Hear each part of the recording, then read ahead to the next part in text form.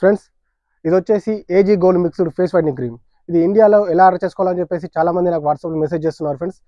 ఇది మనకు 9 days challenge ఉంటుంది. 9 daysలో ఫేస్ బ్లాక్గా ఉన్న వాళ్ళకి దీంతో ఫేస్ అనేది వైట్గా గ్యారంటీ అవుతుంది.